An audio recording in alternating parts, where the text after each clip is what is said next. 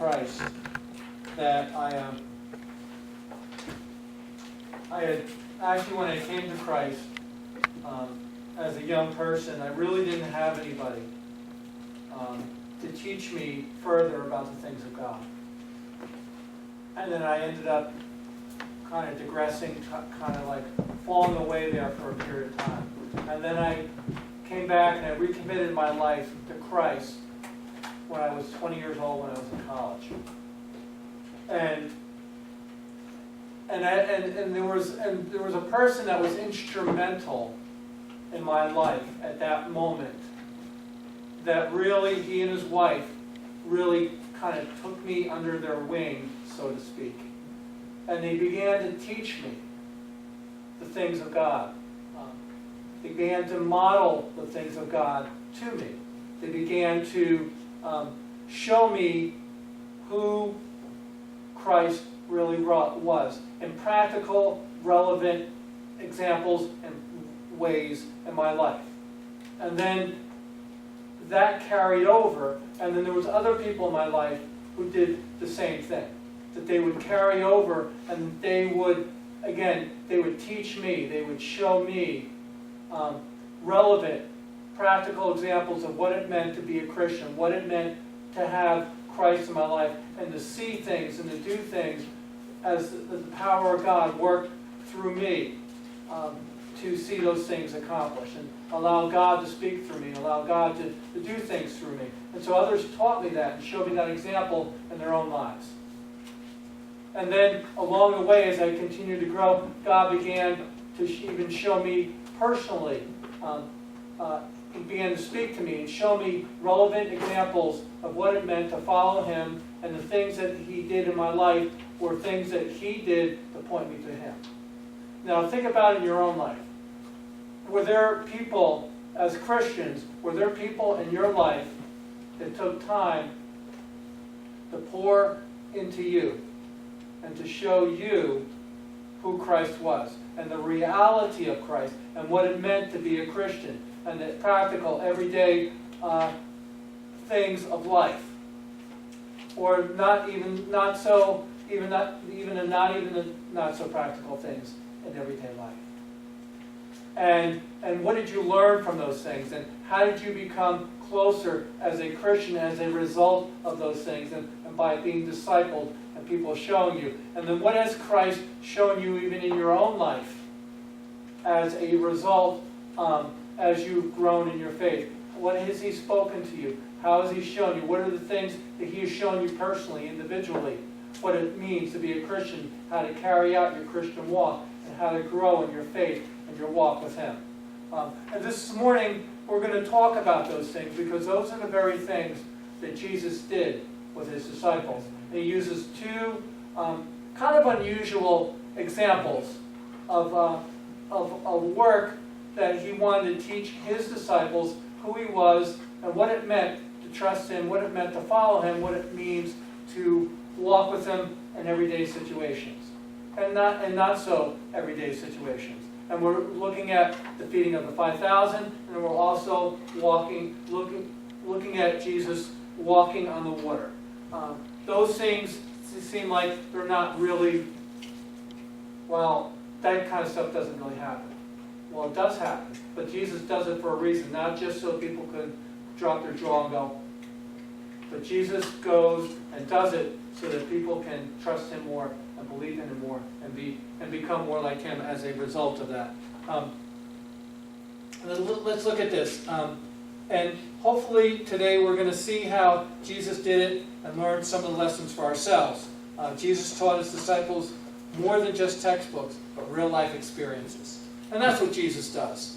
He teaches more than just textbook knowledge. You can do a lot. You can do a lot with textbook knowledge will get you only so far. But real life, practical, down, nuts and earth, nuts and bolts experiences is where you really learn from. And that's how I learned as well. And that's what Jesus was doing with His disciples. Real practical examples. Yeah, Jesus taught them with His words, but He taught them in real life experiences. And that's what is really cool about here. We're going to look at 3 points to consider here. It says, Jesus wants to teach his disciples and non-believers who he is and what he's able to do.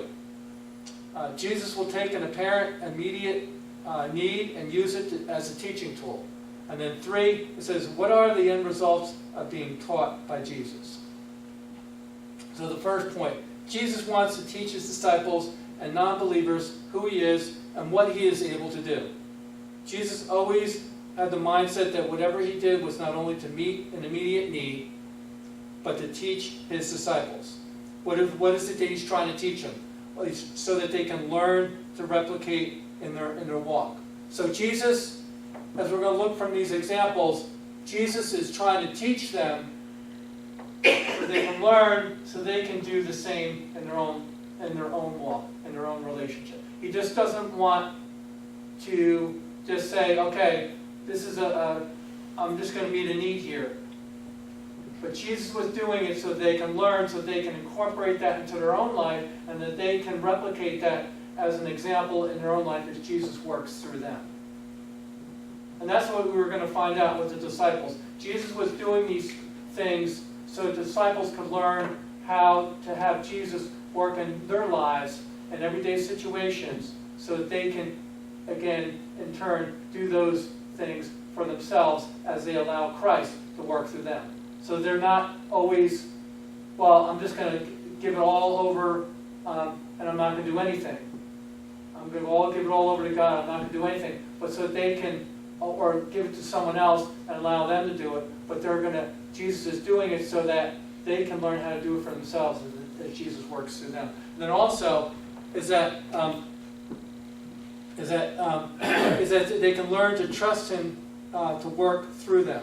And sometimes we find it hard that Jesus was trying to teach his disciples that I'm trying to teach you to trust me to work through you through this.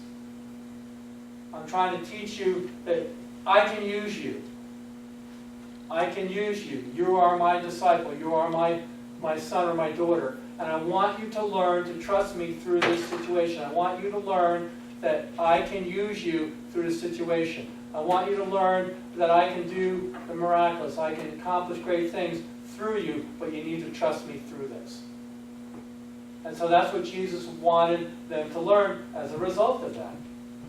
Is that he wanted them to learn to trust him, that he could use them in the midst of any circumstance. And that's part of what discipleship is having become dependent upon Jesus to work through them, but also to trust Jesus that he can work through you, through them, and do whatever he wants to do, no matter how great or how small. And then lastly, Jesus wants to teach non-believers.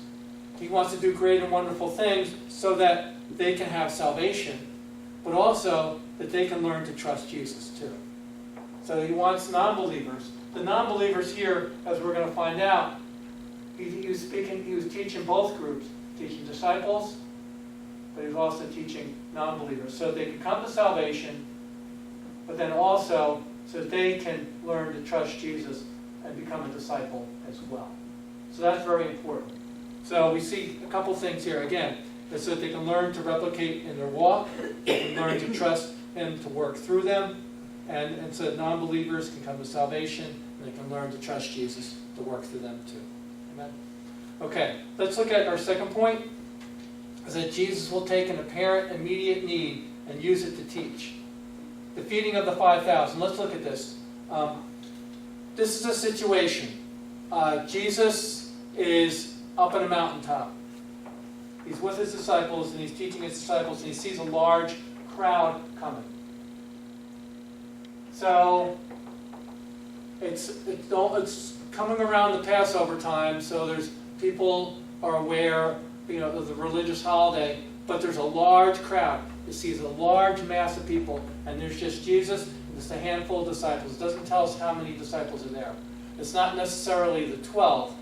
We don't know how many's there, but their disciples means not just the apostles, but the disciples means those who are following Jesus. So this could include some women as well. like Mary Magdalene was a disciple of Jesus, and some others. So they were all included here. And all of a sudden, here comes this group of people. Now that would be pretty intimidating. Someone poses a question here, if you look at it, and Jesus says, Jesus therefore lifting up his eyes and seeing that a great multitude was coming to him, said to him, where are we to buy bread that we may eat? So Jesus poses that question. Where are we going to buy bread to eat? Was Jesus unaware of the question? Was he doing it because saying, man, where are we going to buy bread to eat? I don't know. What are we going to do? I don't know what I'm going to do. But he was asking that for the sake of his disciples, as a teaching tool.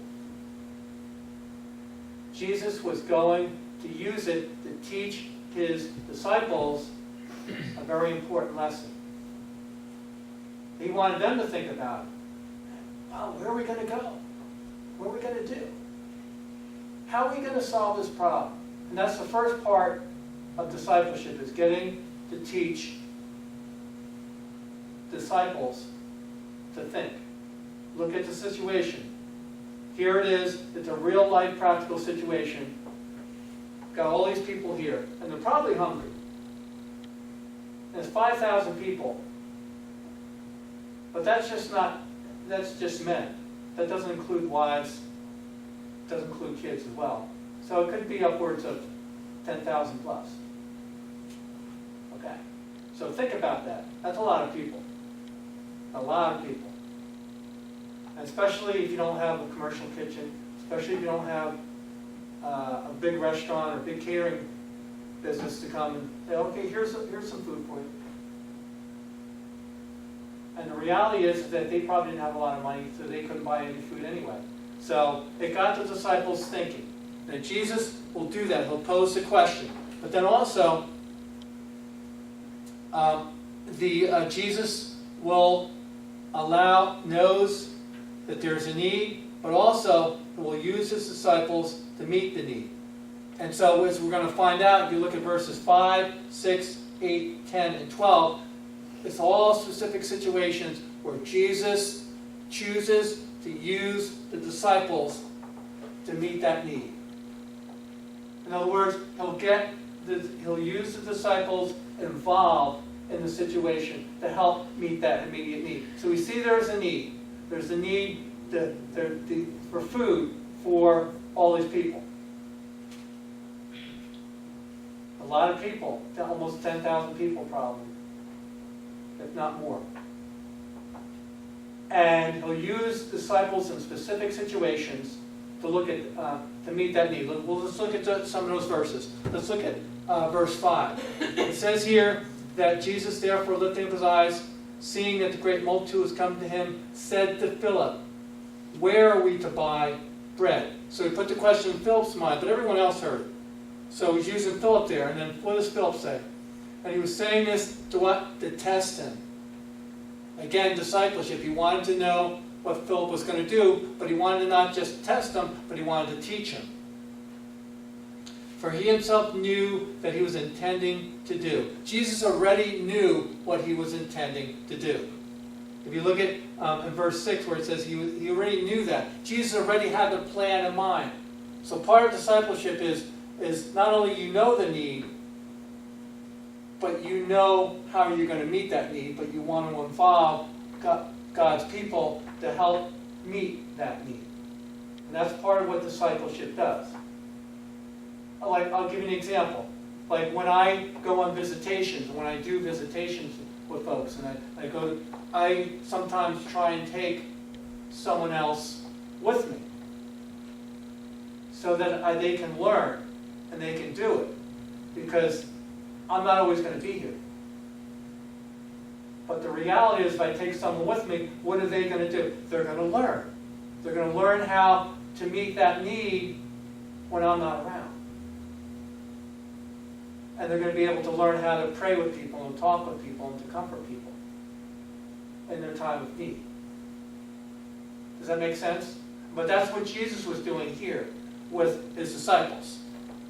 And he did that because he already knew what he was going to do. There's always a purpose. There's always, in discipleship, there's always a purpose. There's always a plan in mind as far as teaching. And that's what Jesus wants us to do. Not just to meet the need.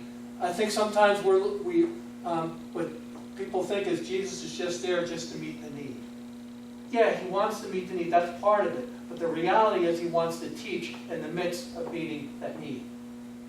So that the disciples and his people can become closer. And that's a part of discipleship as well. When we disciple, is that not only does God want to use us to teach the other person, to meet the need, but he also wants us in the midst of it to teach others so that they can come closer to Christ and they can learn how to meet those needs as well. Okay?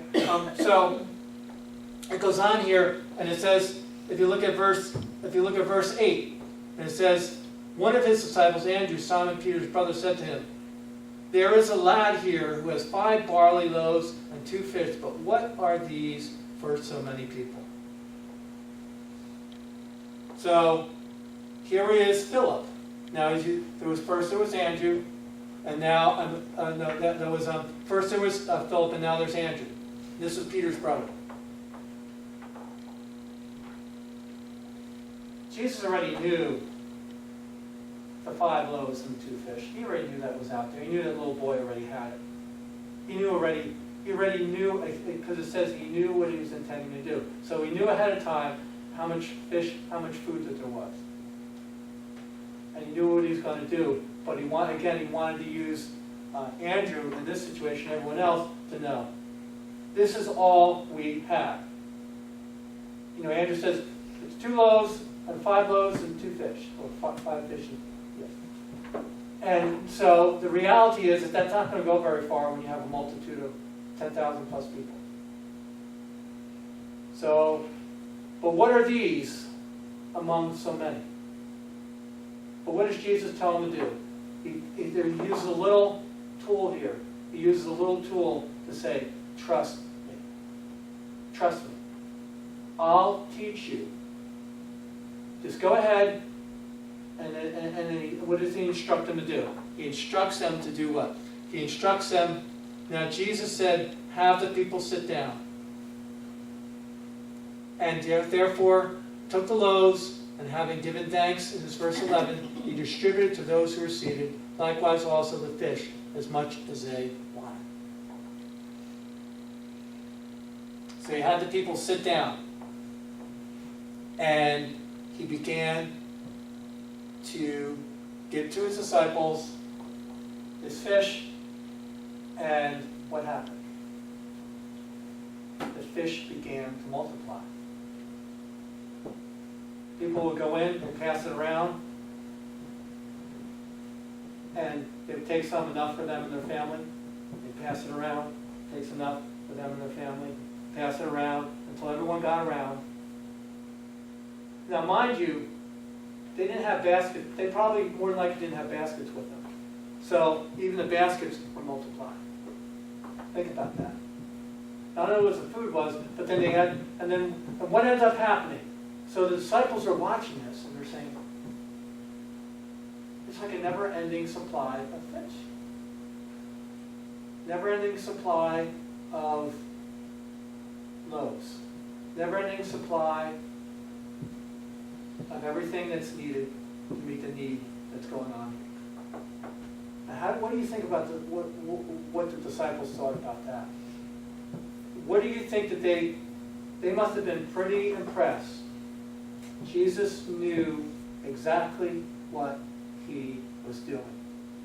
And that one of the things that Jesus used it was to teach his disciples that, when I want to do something, I know the situations at hand. I already know what the problem is. I knew it before it even existed. Before there was even a problem, or before there was even a need.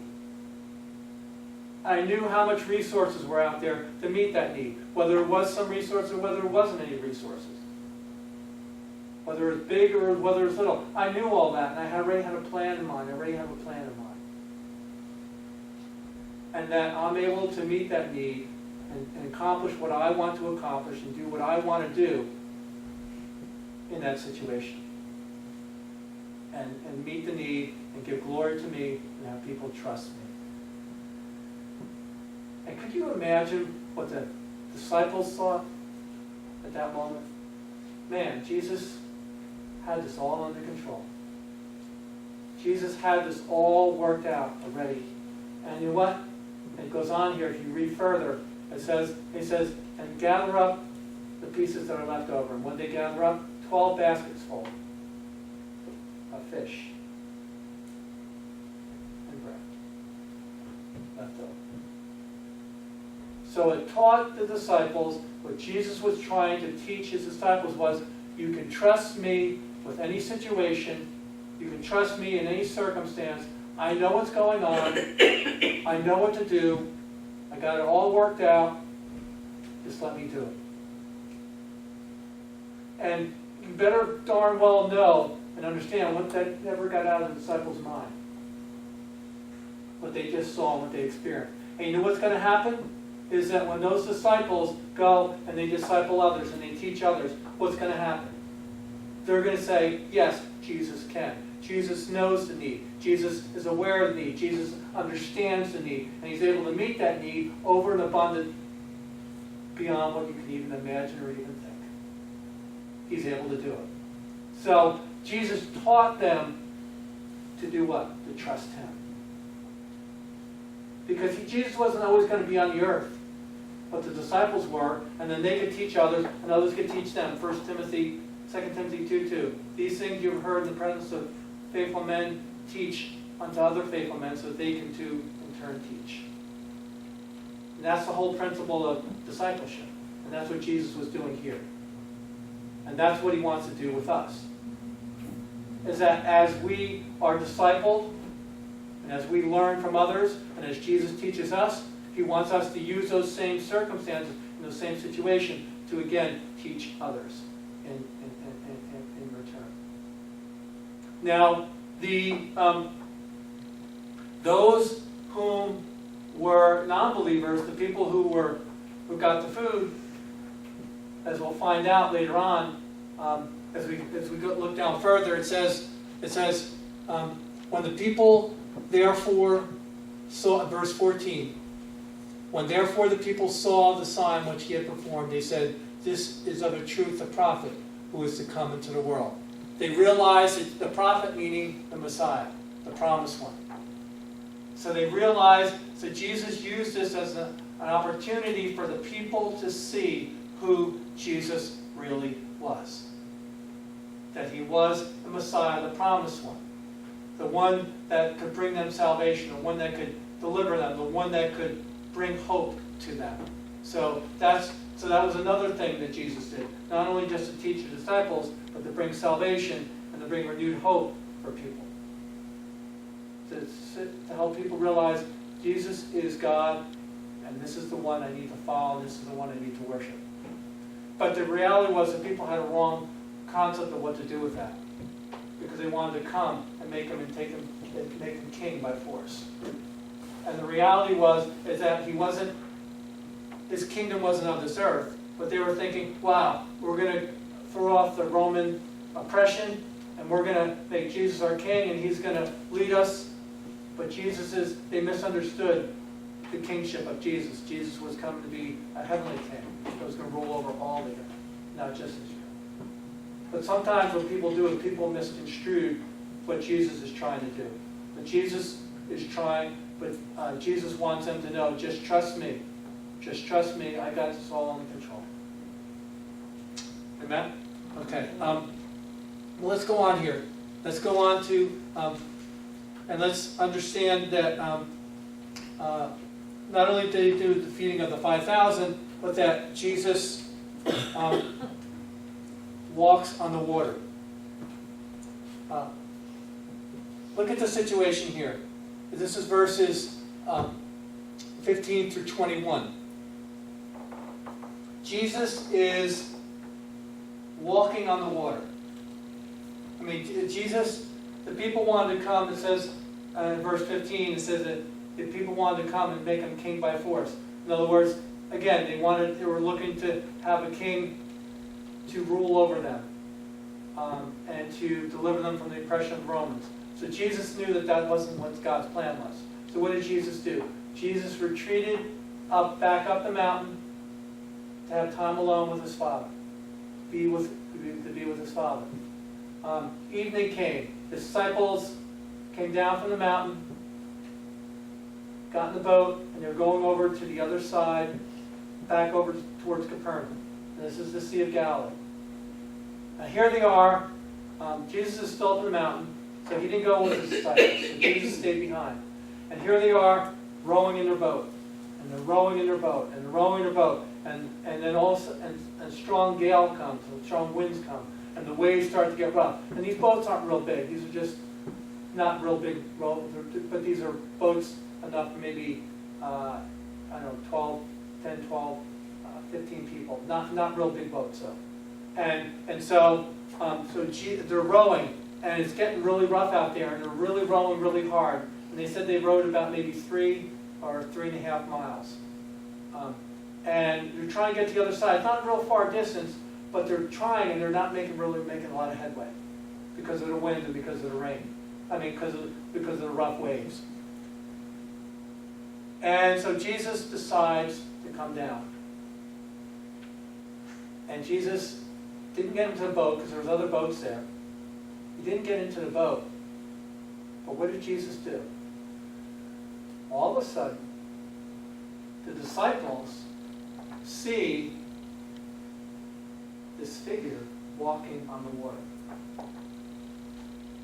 Now, to me, that would be pretty scary. Not only was it scary enough that they were afraid because of the water and the water and the boat swaying and the wind blowing and rocking the boat, but to see this figure walking on the water, and they didn't know what to do, and they said that they were sore afraid. They were sore afraid. Now, Jesus could have gotten the boat with his disciples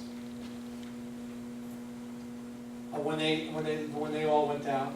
He could have went with them, and everybody could have went over together. Or he could have gotten to another boat and rowed over by himself. But Jesus, again, knew what he wanted to do. Jesus knew about the wind. He knew about the waves. He knew all that. But again, he wanted to teach his disciples a very important lesson. Actually, several lessons here. But the main lesson that he wanted to teach them is that even when there's wind, even when there's waves, don't think that I'm unaware of that. Even when you're rowing, and you're trying to get someplace, and you're trying to do something, it doesn't seem like you're making a lot of headway. Don't think that I'm unaware of that. Don't think that I can take care of that. Don't think that I can't handle that, because I can. Even though you may not see me, even though it doesn't seem like I'm around, I am. And I'm aware. And I'm able to meet that situation. So I'm going to show you just what it means to show you how I can intervene and work in a situation, and I can come and show you that I'm aware of the situation, number one. And number two is that you don't have to be afraid, because I got it all worked out. Because look what happens. It says, well, he only says, in this particular passage right here, it only says several words here. It says, it is I, don't be afraid. What greater comfort could one receive than to hear those words? It is I, don't be afraid. The waves are rocking stuck in the boat, and they're probably splashing in the water and into the boat. The wind is howling. And Jesus comes. And then what happens when they see Jesus, when Jesus says those words? Then it says they were willing to allow him to come into the boat. And then what happens? Immediately they reach the other side of the shore. Here they were rowing and rowing and rowing, even just such a short distance. It wasn't a long distance. I'm not sure how long it is, but it wasn't a real long distance where they were trying to go. And immediately, as soon as Jesus gets in the boat reaches the other side. Immediately. See, Jesus was trying to teach them, I got the situation worked out. I got it worked out. I'm going to take care of it. You don't need to be afraid. You don't need to be worried. You don't need to be concerned. I'm going to take care of it. I got it all under control. And then what happens when you think the disciples, when they heard that? Well, imagine, they're not going to forget that either. And what's going to happen when they go and then they go on and take over? And these are the leaders of the church that's going to take over once Jesus leaves. What do you think is going to happen? They're going to learn to do the same thing, to trust and to not be afraid. And knowing that Jesus knows the situation, he's got it under control, and he's going to work all the details out. I was there. I saw Jesus do it. I've experienced it in my own life. I know what Jesus did in my own life. I know what he wants to do and he is going to do. And so when we learn those things for ourselves, not just as disciples learned them for themselves, as Jesus taught them, then the disciples taught others. Just the same thing the way it is with us. As we learn for ourselves, we're going to be able to teach others. Now let's go on here. It says, the end result of being taught by Jesus. He teaches his disciples to trust him for the impossible. I think that that's the biggest roadblock in people's minds, is that when they look at a situation, they look at circumstances, and they look at it as impossible or improbable to overcome. And that's what Jesus was trying to teach his disciples, to trust him no matter what the circumstance or the situation looks like. It doesn't matter. It doesn't matter. It could be a situation where there's no finances at all in the bank account. I got 5 cents in my bank account. But I got this huge medical bill. Well, how's it going to work out? God knows how it's going to work out. He's already got all the details worked out. He knows it all. He does. It's not like it didn't catch him off guard. He's fully aware of it. He knows what's going to happen. He knows what he's going to do. So he wants to do what? He wants us to look to him and say, okay, God, I don't know how this is going to be met, but I'm trusting you somehow, some way, that this is going to get met. And you know what? He does. And as we experience that, so then we can teach others the same thing. And that's the reality, is that believe walking on water. God still wants to allow people to walk on water for today. God still wants to heal people today. God still wants to multiply the loaves today. Not just so people could go. That's not the point. The point is so that we can learn to trust Jesus more, and so people can come to salvation. Not just to do a miracle for the sake of doing a miracle. Because sometimes people will look for it for the wrong reasons, as some of the people who were fed did. They were looking for it for the wrong reasons. Some came to salvation through it, but others were looking for it so that they can make Jesus king. And that wasn't really the purpose.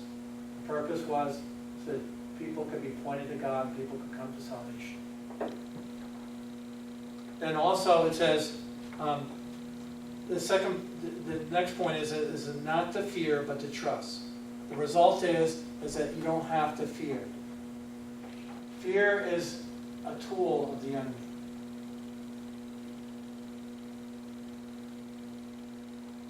The reality is that fear is very real. But fear is based on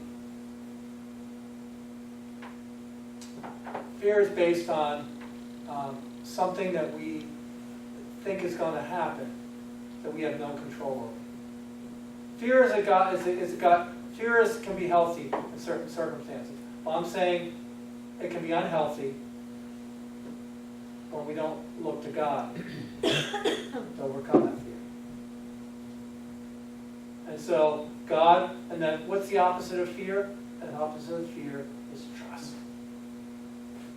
Trust that God's got the situation worked out. Trust that He knows what's going on. Trust that He is going to work it out, even though you don't know how He's going to work it out.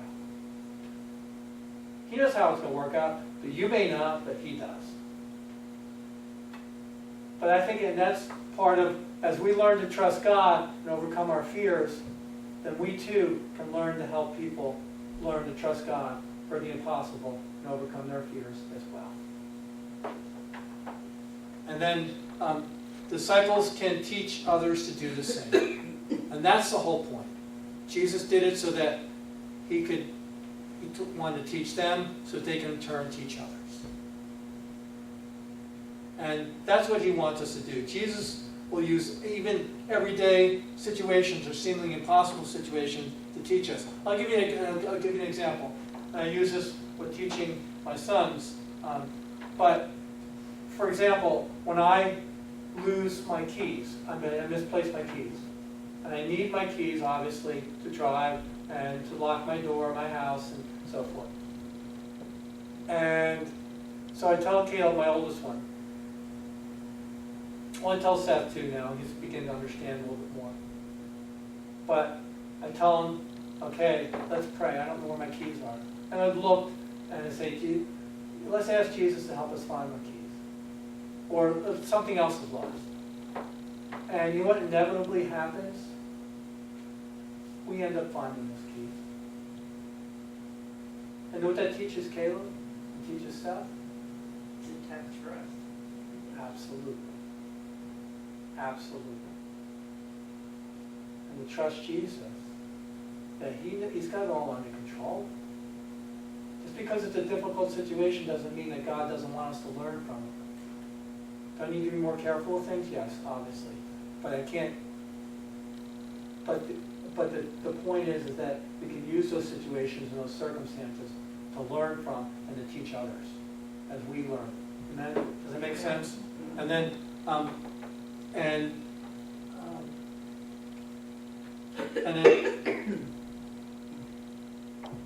so as we learn and as we grow, let's use those every day, even the mundane situations, to learn to trust Jesus and to learn so that we can learn to teach others. But even in the impossible circumstances, with a medical bill, or somebody needs healing, and you know God wants the person to be healed, you pray and you trust God to believe that healing, or raise somebody from the dead, or to walk on water, or to multiply the loaves, because God can still use us to do that if there's a need. Okay. But He wants us to learn to trust Him, and to trust Him to do that. Amen? Amen. Okay, let's go ahead and pray. Father, thank you, O God, for your word that brings life, and brings hope, and brings encouragement. And Father, I pray that we would learn from you today how to trust you, how to learn to trust you, and that we would, as we learn to trust you, that you teach us, that we would learn to teach others how to trust you and to grow in you and to become closer to you and become more like you, so they can in turn teach others. Oh God, we pray. And bring salvation to people, oh God, even today, and even work in people's lives, work in our lives, oh God, to make us more like you. And we thank you and love you. Jesus' name. God says, for this reason, therefore, the Jews were seeking all the more to kill him, because he not only was breaking the Sabbath, but he was also calling God his own Father, making himself equal with God. Therefore Jesus answered, saying to them, truly, truly I say to you, the Son can do nothing of himself, unless it is something he sees the Father doing. For whatever the Father does, these things the Son also does in like manner. For the Father loves the Son and shows him all things that he himself is doing. And the Father will show him greater works than these, so that you will marvel. For just as the Father raises the dead and gives them life, even so the Son gives life to whom he wishes. For not even the Father judges anyone, but he has given all judgment to the Son, so that all will honor the Son, even as they honor the Father. Who does not honor the Son does not honor the Father who sent him. Truly, truly, I say to you, he who hears my words and believes him who sent me has eternal life and does not come into